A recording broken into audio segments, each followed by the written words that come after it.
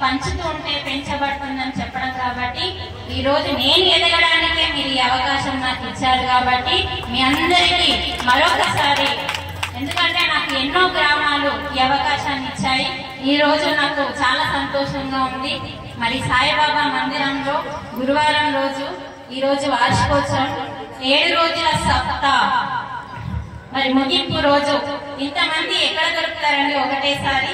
మరి ఈ రోజు సప్తాలో ముగింపు సంబరాలు ఈ రోజు మీ అందరికీ. ఆ సంబరాలలో మరి నాకు సంబరాన్ని కలిగించే అవకాశాన్ని మీరు అందరూ నాకు ఇచ్చిండ్రు. మరి నా పేరు సునీత. నేను 2011లో ఈ మార్గంలోకి రావడం జరిగింది. ఏ మార్గము అంటే ధ్యాన మార్గము, ఆత్మ మార్గము, శ్వాస మార్గము, అంటే భగవద్గీత మార్గం. అందుకని ఈ మార్గంలోకి రావడానికి నాకు ఎన్నో అనారోగ్యాలు ఉండే. అనారోగ్యాలు అసలు దేని వల్ల వస్తాయండి?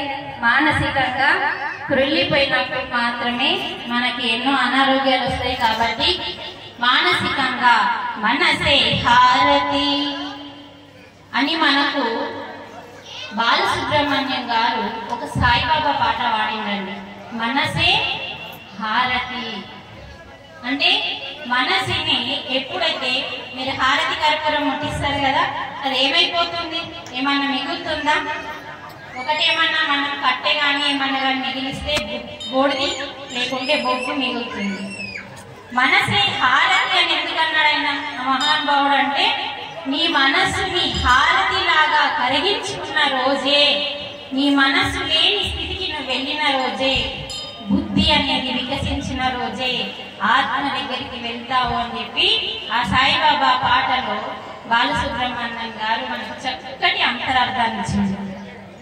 ఉంది కదా పాట, మనసే హారతి. ఇంకా షిరిడి శ్రీపతి. ఒక్క విషయం గ్రహించాలండి, సాయిబాబా అంటే తను 11 ఏకాదశ అంటే 11 అండి. మన గుడిలో మరి ఉన్నాయనుకుంటున్నాను ఏకాదశ సూత్రాలు. గురుగారు అంటే సాయిబాబా మనకిచ్చిన సూత్రాలు, వీటిని పాటించండి అని మనకిచ్చిండ్రు. అందులో సాయిబాబా మనకు 11 సూత్రాలు అంటే ఒక్కొక్క సూత్రానికి ఒక్కొక్క అంతరార్థం ఇచ్చింది మనకు. సాయిబాబా సచరిత్రలో ఉంటుంది. మరి మనకి సాయిబాబా కూడా పగలు రేయి ధ్యానం, తర్వాత పగలు రేయి ధ్యానం పరమాత్మునిలో లీనం అన్నాడు. వాస్తవమా? ఇప్పుడు ఇల్లేదా?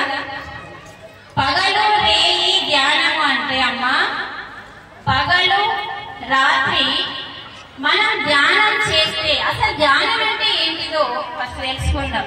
మరి ఎందుకైనా చెప్పిండు? శ్రద్ధ అన్నాడు, సబూరి అన్నాడు.